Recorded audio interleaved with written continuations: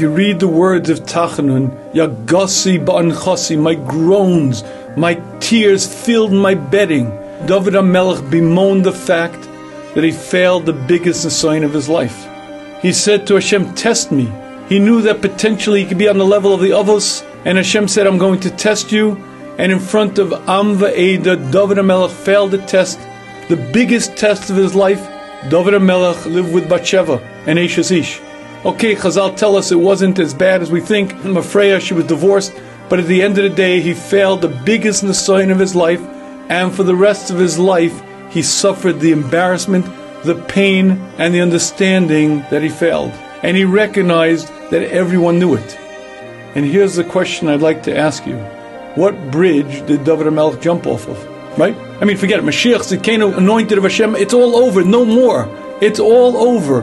Which bridge did he jump off of? And the answer is David HaMelech did not jump off any bridge. David HaMelech did that very difficult thing that we human beings have a lot of trouble doing. He looked in the mirror and he said these words, I failed. I failed, but that doesn't mean I'm a failure. I failed this nisayon. I messed up, I blew it. But that doesn't mean I'm a failure. I have many successes, many things I've accomplished. This thing was wrong. This thing I did was a failure, but I as a human being, I as a person, I as an Eved Hashem am not a failure.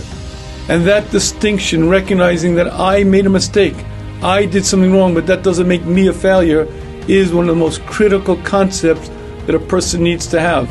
Because I guarantee, if you set your goals high in life, you will fail. You'll fail many, many times, many nisyonos. An ability to recognize that, yes, I failed. Yes, I messed up, doesn't make me a failure, is one of the keys to success in all endeavors in life.